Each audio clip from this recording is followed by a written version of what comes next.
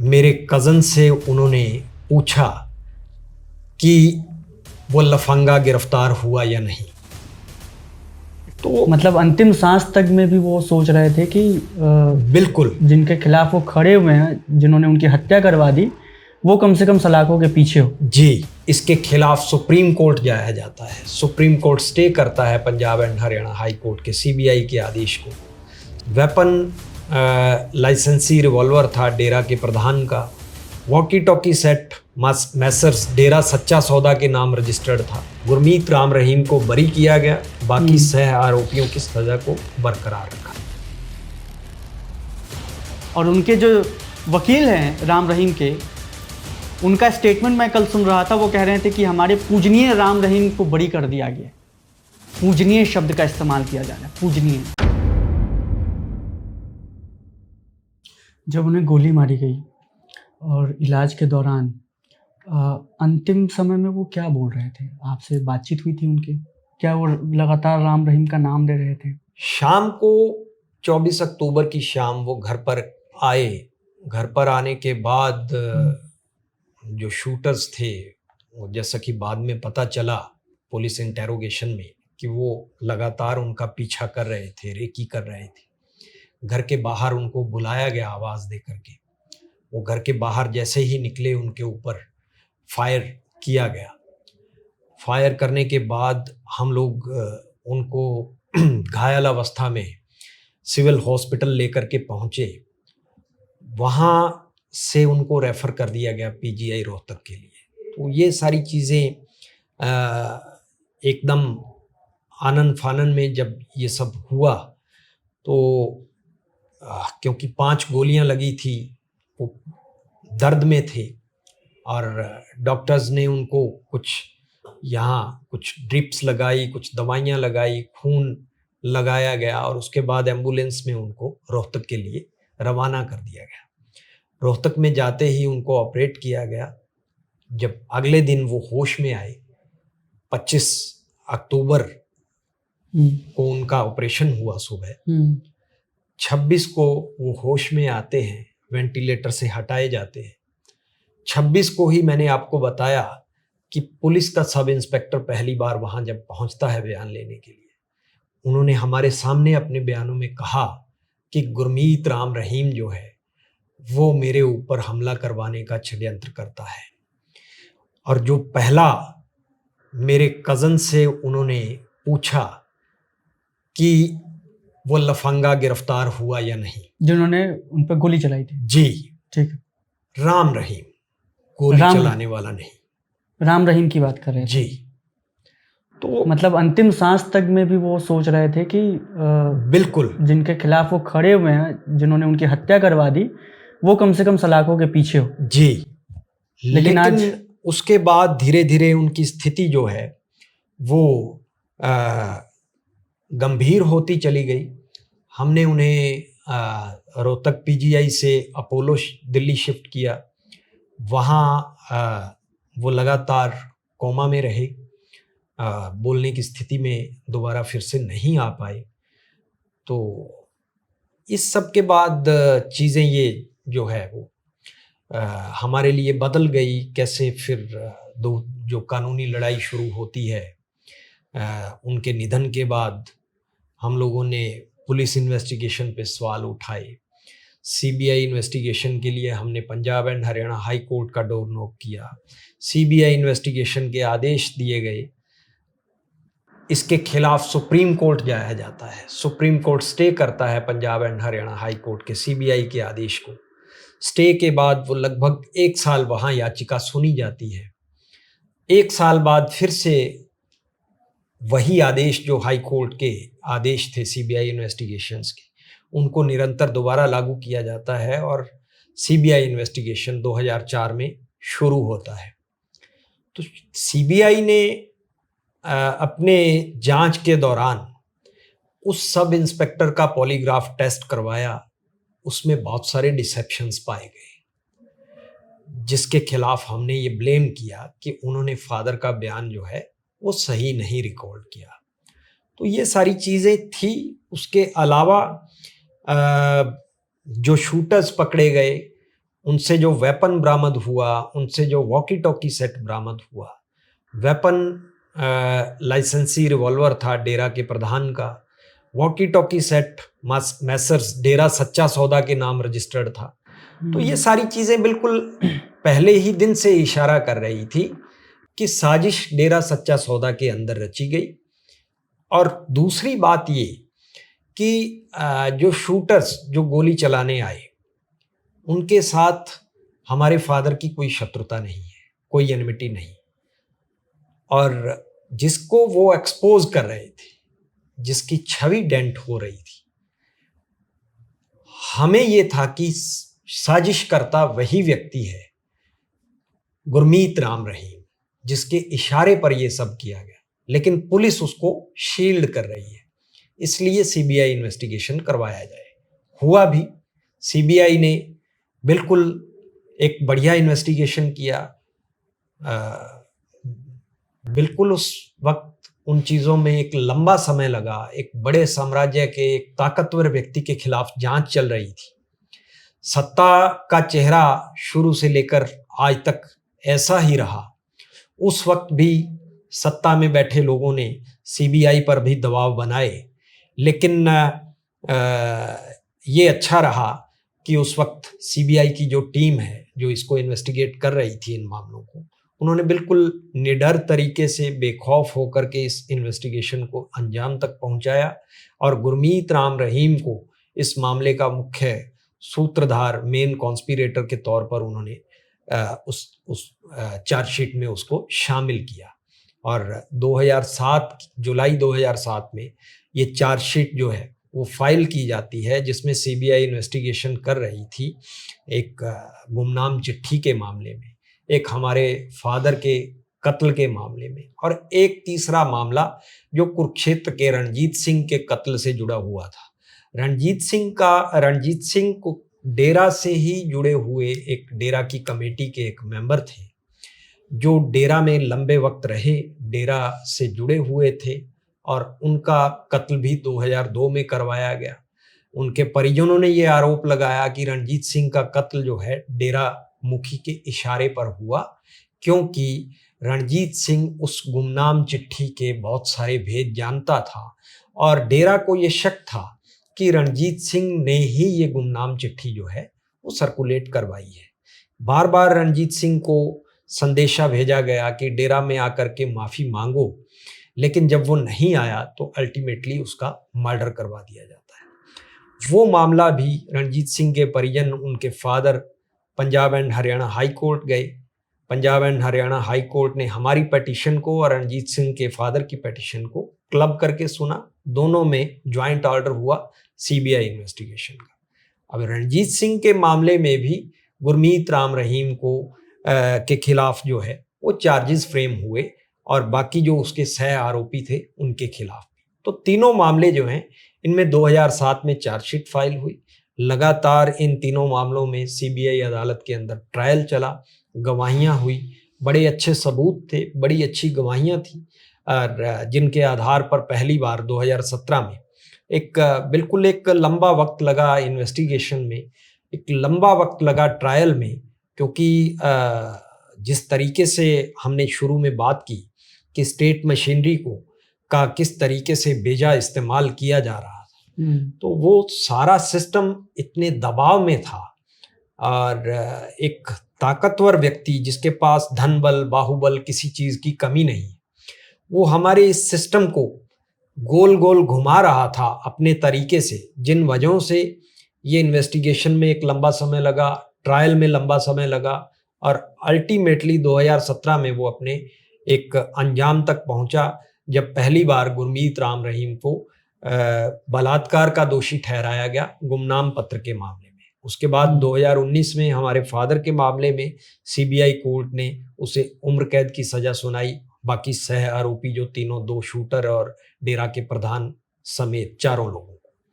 तो अभी जो कल Punjab and Haryana high court ने उस मामले में जो अपील दायर हुई थी सीबीआई अदालत के फैसले के खिलाफ, उसमें आदेश को पलटा। गुरमीत राम रहीम को बरी किया गया, बाकी 6 हम्म। आरोपियों की सजा को बरकरार रखा गया। तो ये नतीजा हमारे सामने है। एक लंबी लड़ाई पिछले 23-24 साल से जो अदालती लड़ाई जो चल रही थी, उसका रिजल्ट जो Punjab and Haryana high court से आया है, बिल्कुल हमारे लिए निराशाजनक है, नमोशी वाला है। एक पत्रकार ने अपना धर्म निभाया पत्रकारिता के लिए, और उस लड़ाई को हम लोगों ने उन्हें इंसाफ दिलवाने के लिए एक लंबी जो लड़ाई लड़ी, बिल्कुल एक निराशाजनक फैसला है हमारे लिए, लेकिन हम हौसला नहीं हारे हैं, इससे आगे सुप्रीम कोर्ट लेकर के जाएंगे। 24 साल तक आप लड़े उस व्यक्ति के खिलाफ जिस व्यक्ति के लिए आप कहते हैं कि न सिर्फ हरियाणा, पंजाब, राजस्थान, हर राज्य में प्रभाव रखता है और इतना रसूखदार और साथ में साथ राजनीतिक प्रभाव रखता है कि मुख्यमंत्री से लेकर के हर बड़ा राजनेता, केंद्रीय मंत्री तक जो है उनके आगे नतमस्तक है, उनके चरणों में जो है आकर के चरणामृत पी जाते हैं। जी। मैं आपसे समझना चाहता हूँ अंशुल जी कि इन 24 सालों के दौरान धमकियां वगैरह भी आपको मिली इस दौरान कि केस वापस ले लीजिए ताकि राम रहीम के बाहर निकलने का जो रास्ता है वो आसान हो सके? धमकियों की जहाँ तक बात है, हमारे फादर को उन्होंने धमकियां दिलवाई, बहुत बार धमकियां दी गई। जब उनका मर्डर होता है, मर्डर के बाद मामला, क्योंकि एक मीडिया पर्सन से जुड़ा हुआ था, मीडिया में हाईलाइट हुआ, और मीडिया में हाईलाइट होने के बाद एक जिस तरीके से घटनाएं घटित हो रही थी, तो डायरेक्टली उसके बाद हमें थ्रेट करने की उनकी हिम्मत नहीं हुई, क्योंकि हम खुद इस सब को लेकर के लगातार मीडिया में बने हुए थे, अदालतों में बने हुए थे, और इनडायरेक्टली बहुत बार कोशिशें हुई, हमें अप्रोच किया गया, लालच दिए गए, लोभ दिए गए, पैसे वैसे देने की भी बातें कही? जी। अच्छा। लेकिन उसके बाद जब उन चीज़ों का कोई नतीजा नहीं निकला, तो फिर ये कोशिशें की गई कि इन मामलों में किसी ना किसी तरीके से इनको कमज़ोर करने के लिए इनके गवाहों को दबा लिया जाए, और जो एजेंसी में काम कर रहे लोग हैं उनके साथ सांठगांठ कर ली जाए, या उसके बाद इस सिस्टम में जहां आगे हम न्यायिक सिस्टम में जाते हैं वहां सेंध लगाई जाए। तो अलग अलग स्तर पर अलग अलग तरीके से कोशिशें उनकी जारी रही, ताकि इन मामलों को कमज़ोर किया जा सके। मैं आपसे ये भी समझना चाहता हूँ कि रेप वाले मामले में उन्हें 20 साल की सज़ा मुकर्रर की गई थी और आजीवन कारावास जो था वो हत्या के मामले में थी। हाँ, रामचंद्र जी के। तो आजीवन कारावास वाला तो मामला अब उन्होंने हाई कोर्ट से रफा दफा करवा लिया जी। 20 साल की सज़ा जो है वो ऑलरेडी काफ़ी सालों से अभी जेल में है जी। आपको लगता है कि फिर किसी चुनाव के पहले जो है उन्हें निकलवाने के लिए जो है उनके लिए रास्ता आसान कर दिया गया?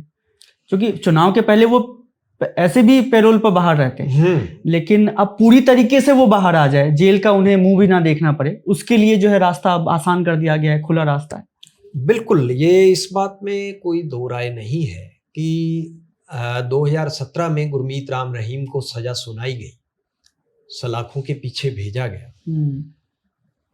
2-3 साल बाद धीरे धीरे कभी माँ की बीमारी के नाम पर, कभी खुद की बीमारी के नाम पर एक दिन के लिए उसको पैरोल पर बाहर निकाला गया। आपने पैरोल के खिलाफ भी न्याय का दरवाजा खटखटाया था? जी जी। जब पैरोल के लिए बाहर एक दिन के लिए निकाला गया, हमने उस वक्त ये अंदेशा जताया था कि स्टेट जो है वो धीरे धीरे एक रास्ता तैयार कर रहा है गुरमीत राम रहीम को लंबे वक्त की पैरोल और उस पर बाहर लाने का। एक दिन के लिए उसको बाहर ला करके एक रास्ता तैयार किया जा रहा है, ताकि कल को अगर ये मामला अदालत में चैलेंज भी होता है तो स्टेट ये कह सके कि देखिए हम लोग पहले भी इनको बाहर ला चुके हैं और उस वक्त कोई लॉ एंड ऑर्डर की ऐसी समस्या जो है वो नहीं हुई। एक एक दिन पर बाहर, पहले एक दिन फिर 2 दिन के लिए पैरोल, और उसके बाद जब लंबी अवधि की पैरोल के लिए अप्लाई किया गया गुरमीत राम रहीम द्वारा, 2021 की ये बातें हैं, 2021 में जब अप्लाई किया गया और वो 2-3 बार उनकी एप्लीकेशंस जो हैं वो खारिज की गई, क्योंकि हमारा जो Haryana good conduct prisoner temporary release act है उसके अंदर कई सारी ऐसी कंडीशंस थी जिसमें राम रहीम फॉल नहीं कर रहा था।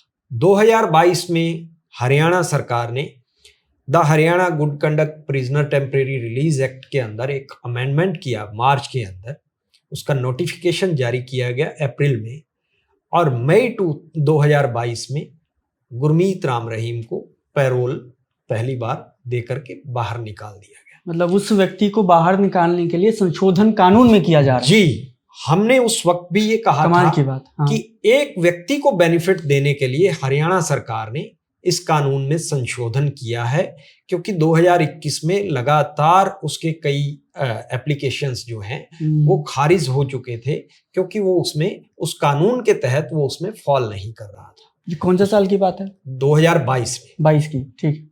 22 में अमेंडमेंट किया गया और 22 के बाद लगातार वो पैरोल और फर्लो पर बाहर आने लगा। खट्टर सरकार थी उस वक्त हरियाणा में। जी, ठीक है।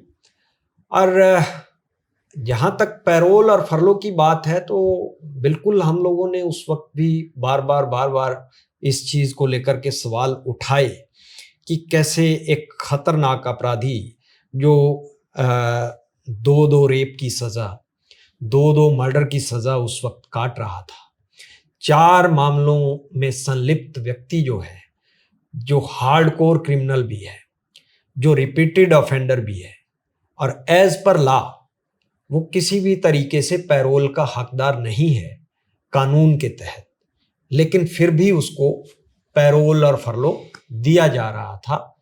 और उन सब चीज़ों को बावजूद इन सब सवालों के नज़रअंदाज किया गया स्टेट मशीनरी द्वारा, स्टेट के दबाव में।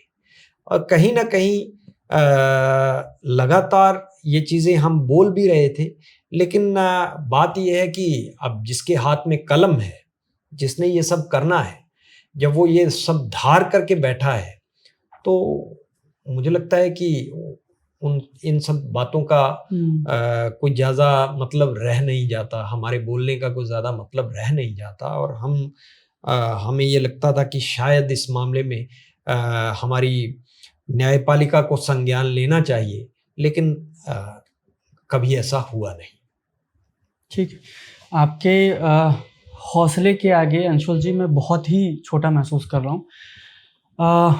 मैंने आपसे तो बात की, और मैं जब आपसे बातचीत कर रहा था उस वक्त जब आप अपने पिता की उन दिनों को याद कर रहे थे जब उन्हें गोली मारी गई थी, आपका गला भी रुंधा हुआ था। मैं आपकी नज़रों में देख नहीं पा रहा था, लेकिन आपकी नज़रों में नहीं देख पा रहा था, लेकिन मैं इस कैमरे की निगाह में देख पा रहा हूँ अभी। और मैं उन तमाम लोगों से जो ये इंटरव्यू देख रहे थे, सुन रहे थे अभी तक, मैं उनसे कहना चाहता हूँ, महिला दिवस है आज, और ठीक एक दिन पहले उस व्यक्ति के लिए राह आसान कर दिया गया है जो अपने आश्रम में साध्वियों के बलात्कार का दोषी है, आरोपित भी नहीं है, दोषी है। तो आप अगर मुझसे महिला दिवस की शुभकामनाएं लेना चाहते हैं तो मैं आपको बहुत बहुत शुभकामनाएं देना चाहता हूं महिला दिवस की, लेकिन इस खबर को जरा याद रखिएगा। दूसरी बात कि रामचंद्र जो पत्रकार थे वो अभी तो खैर जिंदा नहीं है, लेकिन अगर जिंदा होते तो मैं उन्हें दिल्ली से चल करके जो है सिरसा सिर्फ धन्यवाद कहने के लिए आता, सिर्फ ये कहने के लिए आता कि आपने पत्रकारिता की लौ की अलख जो है जलाए रखी। उस वक्त में जलाए रखी जिस वक्त मीडिया युद्ध के वातावरण में सायरन बजाकर जो है चारों तरफ नंगा नाच कर रहा होता है और सरकार को मजबूरन टीआरपी पे रोक लगानी पड़ती। आप अंशुल जी के चेहरे को नहीं देख पाएंगे, इनसे नजरें नहीं मिला पाएंगे, आप शर्मिंदगी से भर जाएंगे, कभी नहीं देख पाएंगे आप। एक व्यक्ति जो पिछले 24 सालों से सिर्फ एक व्यक्ति के खिलाफ लड़ रहा है, खड़ा है, आप उनकी नजरों में नहीं देख पाएंगे। शर्मिंदगी से भर जाएंगे आप। और अगली बार जब आप कहें ना कि भाई साहब मीडिया तो बिक गई है, पत्रकारिता क्या ही रह गई है, तो आप ज़रा रामचंद्र छत्रपति जी का जो है चेहरा याद कर लीजिएगा, आप गौरी लंकेश का चेहरा याद कर लीजिएगा, आप मुकेश चंद्राकर जी का चेहरा याद कर लीजिएगा, आप उत्तराखंड के पत्रकार का चेहरा याद कर लीजिएगा। ये तमाम लोग जो सिस्टम के खिलाफ खड़े हुए, स्टेट मशीनरी के आगे खड़े हुए, सरकार के खिलाफ खड़े हुए, भ्रष्टाचार के खिलाफ खड़े हुए, गोरख धंधों के आगे खड़े हुए, इन सब की हत्या कर दी गई, मार दिया गया। और रामचंद्र जी उस वक्त सिस्टम के खिलाफ लिख रहे थे और राम रहीम के खिलाफ लिख रहे थे जब देश का मेन स्ट्रीम मीडिया खंडहर में भूत खोज रहा था। जाकर देख लीजिए इतिहास में क्या कर रहा था उस वक्त का मेन स्ट्रीम मीडिया। उसके बाद आइएगा और रामचंद्र छत्रपति की कहानियां पढ़िएगा। ये अंशुल जी थे जो कह रहे हैं कि अब हाईकोर्ट से तो न्याय नहीं मिला, सुप्रीम कोर्ट तक जाएंगे। ऐसे व्यक्ति जो अपने पिता की न्याय के लिए बीते 2 दशक से भी ज्यादा समय से लड़ रहे हैं, सिर्फ और सिर्फ एक ही बिना पे कि उन्हें न्याय चाहिए। और वो तमाम रास्ते खोल दिए गए हैं राम रहीम के लिए। 3 केस चल रहे थे जिसमें से 2 में उन्हें बरी कर दिया गया, सिर्फ और सिर्फ एक ही केस चल रहा है। तो बहुत जल्द जो है राम रहीम, बहुत संभावना है कि जेल से भी छूट जाए वो। फिर किसी चुनाव, विधानसभा चुनाव, लोकसभा चुनाव के पहले जो है आप उन्हें देखेंगे भी बाहर, जेल के बाहर देखेंगे। और उनके जो वकील हैं राम रहीम के, उनका स्टेटमेंट मैं कल सुन रहा था, वो कह रहे थे कि हमारे पूजनीय राम रहीम को बरी कर दिया गया।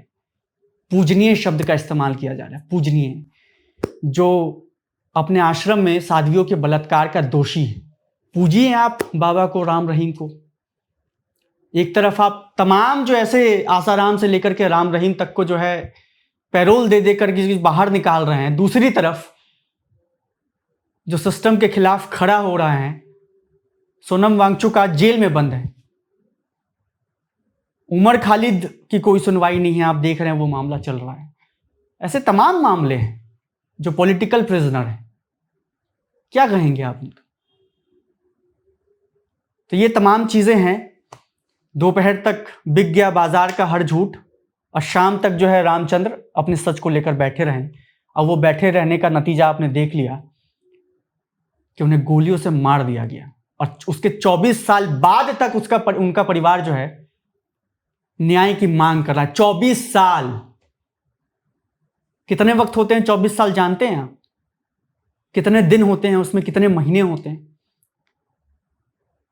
अपने फोन का कैलकुलेटर निकालिए और गिन लीजिए दिन। उतने दिन ये परिवार सिर्फ और सिर्फ एक व्यक्ति की हत्या के लिए, न्याय की मांग के लिए खड़ा रहा और न्यायालय के दरवाजे के आगे खड़ा रहा। तो ये तमाम चीजें हैं। देखते रहिए विट्टी चोखा। और महिला दिवस की आप शुभकामनाएं मांग रहे थे, मैं फिर से दोबारा दोहरा देना चाहता हूं। महिला दिवस की शुभकामनाएं। विट्टी चोखा देखते रहिएगा। शुक्रिया।